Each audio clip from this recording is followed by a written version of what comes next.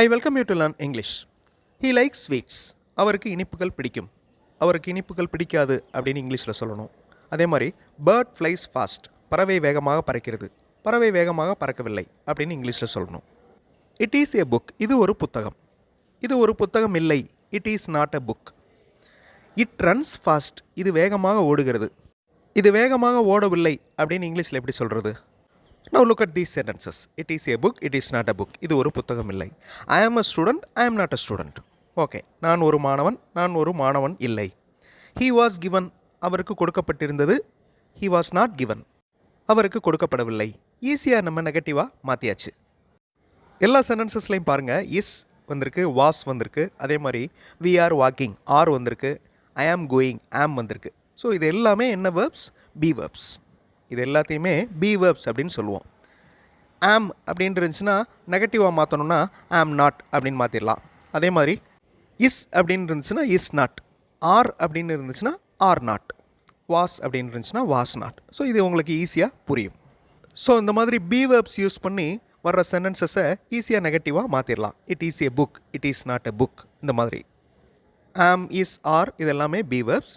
இந்த மாதிரி B verbs இருக்கிற சென்டென்சஸை ஈஸியாக நெகட்டிவாக மாற்றிடலாம். It runs fast. இது வேகமாக ஓடுகிறது. டைரெக்டாக மெயின் வேர்ப் வந்துடுது. It runs fast. இதை நம்ம நெகட்டிவாக மாற்ற போகிறோம். இட் ரன்ஸ் ஃபாஸ்ட் அப்படிங்கிறத நெகட்டிவாக எழுத போகிறோம். I welcome you to this channel சென்டாக்ஸ். உங்களுடைய ஸ்போக்கன் இங்கிலீஷ் ஸ்கில்லை டெவலப் பண்ணுறதுக்கு வீடியோஸ் அப்லோட் பண்ணிகிட்ருக்கேன். ப்ராக்டிஸ் பண்ணிகிட்டே இருங்க, ஷியூராக டெவலப்மெண்ட் இருக்கும். ஸோ ஒரு சென்டென்ஸில் பி வேர்ப்ஸ் இருந்துச்சுன்னா அதை நெகட்டிவாக ஈஸியாக மாற்றிடலாம். ஆம் அப்படின்னு இருந்துச்சுன்னா ஆம் நாட், இஸ்ன்னு இருந்துச்சுன்னா இஸ் நாட். மெயின் வேர்ப் வந்துச்சுன்னா இட் ரன்ஸ் ஃபாஸ்ட். இந்த மாதிரி வந்துச்சுன்னா எப்படி நெகட்டிவாக மாற்றுறது? Look at this sentence. It runs fast. இது வேகமாக ஓடுகிறது. ரன்ஸ் அப்படிங்கிறது வேர்ப். ஓகே, ப்ரெசன்ட் டென்ஸில் இருக்கிற வேர்ப். It runs fast. இது வேகமாக ஓடவில்லை அப்படின்னு நம்ம மாற்ற போகிறோம். அதுக்கு டஸ் யூஸ் பண்ணணுமா, டூ யூஸ் பண்ணணுமா அப்படிங்கிறத பார்க்க போகிறோம். டஸ் எங்கெல்லாம் வரும்? சிங்குலர், அதாவது ஒருமை வர்ற இடங்களில் டஸ் யூஸ் பண்ணுவோம். அதே மாதிரி டூ ப்ளூரல், பன்மை. ப்ரெசன்ட் டென்ஸில் சிங்குலர் வர்ற இடத்துல டஸ் யூஸ் பண்ணுவோம். ப்ளூரல் பன்மை வர்ற இடத்துல டூ யூஸ் பண்ணுவோம். So it runs fast. இது அப்படிங்கிறது ஒருமை. ஓகே, சிங்குலர், அதனால் டஸ் யூஸ் பண்ணணும். So he, she, it, student, book இது எல்லாமே பாருங்கள் சிங்குலர், ஒருமை. அதனால் இதுக்கு ப்ரெசன்ட் டென்ஸில் டஸ் நாட் அப்படின்னு யூஸ் பண்ணுவோம். பொதுவாக ஒரு ஆங்கில வாக்கியத்தை பார்க்குறப்ப அதில் இருக்கிற வேலையை குறிக்கும் வார்த்தை வேர்பை ஐடென்டிஃபை பண்ணுங்கள். இட் ரன்ஸ் ஃபாஸ்ட், இதில் வந்து வேர்ப் எது? வேலையை குறிக்கும் வார்த்தை எது? ரன், ஓடுறது.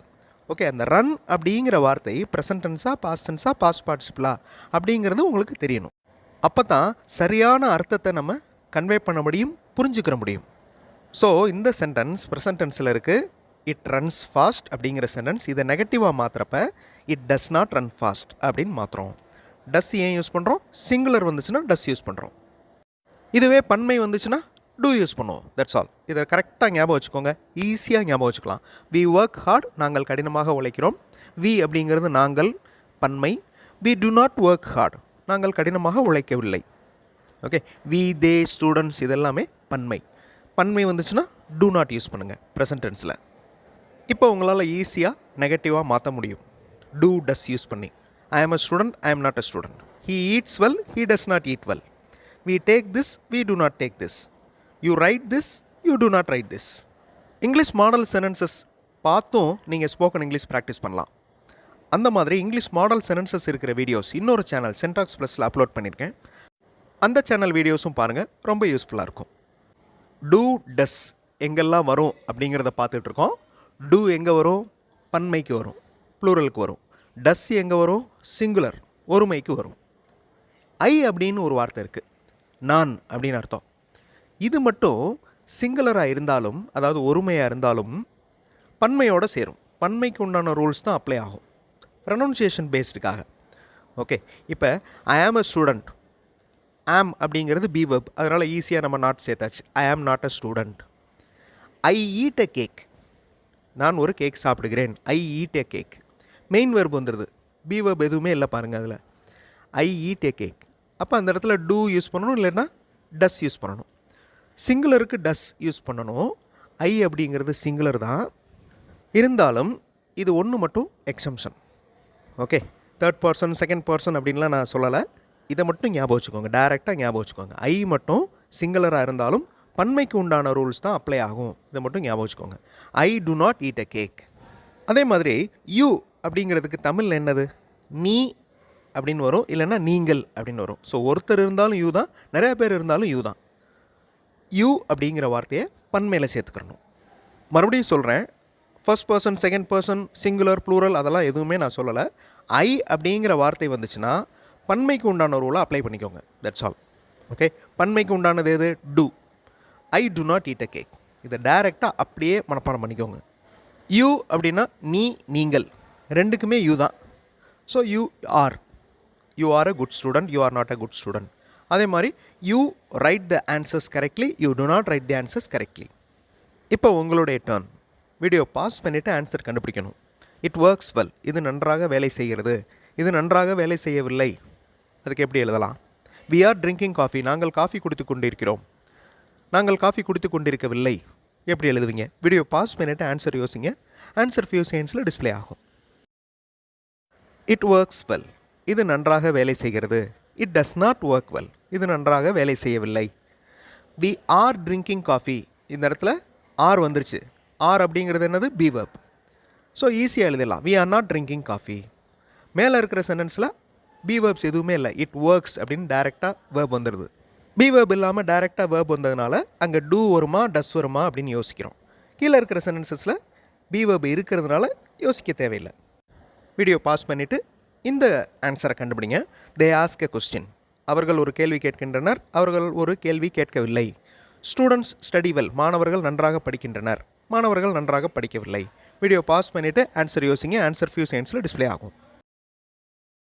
They ask a question, B verb எதுவுமே இல்லை, டைரக்ட் வேர்ப் வந்துடுது ஆஸ்க் அப்படின்னு. So they to not ask a question. ஏன் டூ வருது? தே அப்படிங்கிறது பன்மை, அதனால் டூ வருது. ஸ்டூடெண்ட்ஸ் ஸ்டடி வெல், மாணவர்கள் நன்றாக படிக்கின்றனர். Students do not study well, மாணவர்கள் நன்றாக படிக்கவில்லை. ஏன் அந்த இடத்துல டூ வருது? மாணவர்கள் அப்படிங்கிறது பன்மை, அதனால் டூ வருது. ஸ்டூடெண்ட் அப்படின்னு இருந்துச்சுன்னா டஸ் வரும். அதாவது மாணவன் ஸ்டூடெண்ட் அப்படின்னு இருந்துச்சுன்னா student does not study well அப்படின்னு வரும். இங்கே ஸ்டூடெண்ட்ஸ் மாணவர்கள் அப்படின்னு இருக்கிறதுனால டூ நாட் வந்திருக்கு. இட் கோஸ் ராங், இது தவறாக போகிறது. ஹீ குக்ஸ் லஞ்ச், அவர் மதிய உணவு சமைக்கிறார். நெகட்டிவாக எப்படி மாற்றுவீங்க? வீடியோ பாஸ் பண்ணிட்டு ஆன்சர் கண்டுபிடிங்க. ஆன்சர் ஃபியூ செகண்ட்ஸில் டிஸ்பிளே ஆகும். இட் கோஸ் ராங், இது தவறாக போகிறது. It does not go wrong, இது தவறாக போகவில்லை. டஸ் ஏன் வந்திருக்கு? இட் சிங்குலராக இருக்கிறதுனால டஸ் வந்திருக்கு.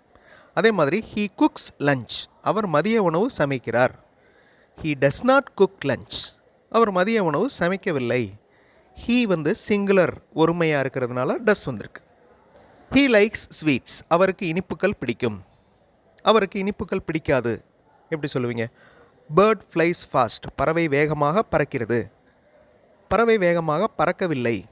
எப்படி சொல்லலாம்? ஹீ லைக்ஸ் ஸ்வீட்ஸ், அவருக்கு இனிப்புகள் பிடிக்கும். He does not like sweets, அவருக்கு இனிப்புகள் பிடிக்காது. பேர்ட் ஃப்ளைஸ் ஃபாஸ்ட், பறவை வேகமாக பறக்கிறது. Bird does not fly fast, பறவை வேகமாக பறக்கவில்லை. அங்கே பேர்ட்ஸ் அப்படின்னு இருந்துச்சுன்னா டூ வரும். இங்கிலீஷ் கிராமரில் டூ டஸ் யூசேஜ் ரொம்ப ரொம்ப இம்பார்ட்டண்ட். ஸோ கரெக்டாக யூஸ் பண்ணிங்கன்னா உங்களால் ஈஸியாக நெகட்டிவ் சென்டென்சஸ் எழுத முடியும், பேச முடியும். ஓகே, அடுத்த வீடியோவில் இன்னொரு இன்ட்ரெஸ்டிங்கான கிராமர் எக்ஸசைஸ், இன்ட்ரெஸ்டிங்கான கிராமர் எக்ஸ்ப்ளனேஷனோட பார்க்கலாம். தேங்க்ஸ் ஃபார் வாட்சிங் and thanks for your valuable comments.